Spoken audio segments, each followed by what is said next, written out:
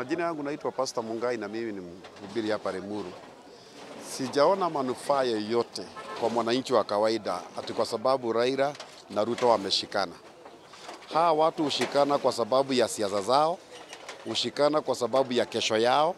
Na kama sasa ukiangalia vizuri hawajashikana ili mwananchi asaidike. Wameshikana ili waweze kupanga mikakati ya uchaguzi wa 2027. Kwa hakuna mahali mwananchi wa Kenya anakuja hapo katikati. Kwa sababu kama kuna mahali mwananchi wa Kenya anakuja hapo katikati, kungekuwa na public participation. Mwananchi wa Kenya kuulizwa kama kuna haja ya watu wawili kushikana kwa manufaa ya mwananchi, na mwananchi aambiwe kwa nini wanashikana na kwa nini wanakuja pamoja. Lakini wanashikana tu na huko kwa giza, tunaona kwa TV, tunaona kwa gazeti. Kama tukienda kuchagua rais ili atuongoze na tuondoe wale watu ambao hatutaki kuona kwa serikali, baada ya mwaka moja, miaka mbili, tunaona kwa pamoja katika ile serikali tulisema hatuwataki. Hakuna haja uchaguzi. Mwananchi anahadaiwa kwa uchaguzi. Ni kudanganywa. Hakuna haki kwa uchaguzi. Mimi naamuka asubuhi nachagua Ruto atuongoze. Kidogo kidogo wameshikana na ule mtu tulisema ni mbaya. Wameshikana na ule mtu walituambia ni wazimu. Wameshikana na ule mtu walituambia hawezi ongoza taifa. Tunashindwa kwani ameweza kuongoza taifa wakati tu tumechaguana. Hatuna haki.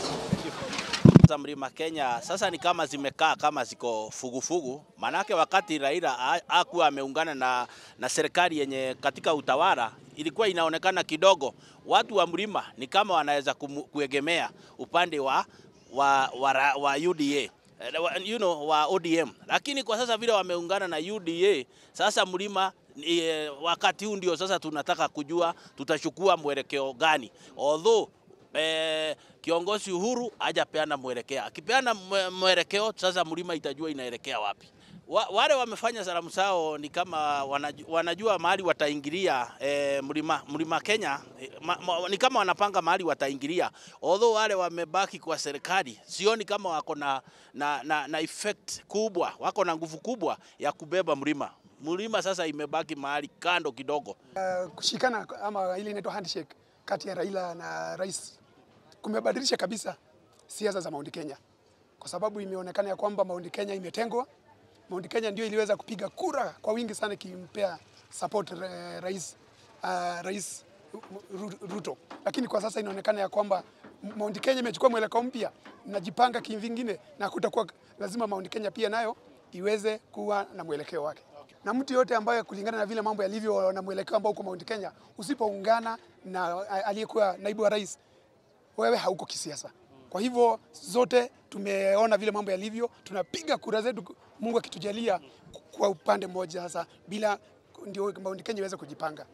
Tumeona vigogo ambao ni wanasiasa wamebaduliwa katika viti zao ambazo walikuwa wametunukiwa pale bungeni. Labda hiyo inamaanisha nini? Italeta mabadiliko gani katika siasa za Mount Kenya?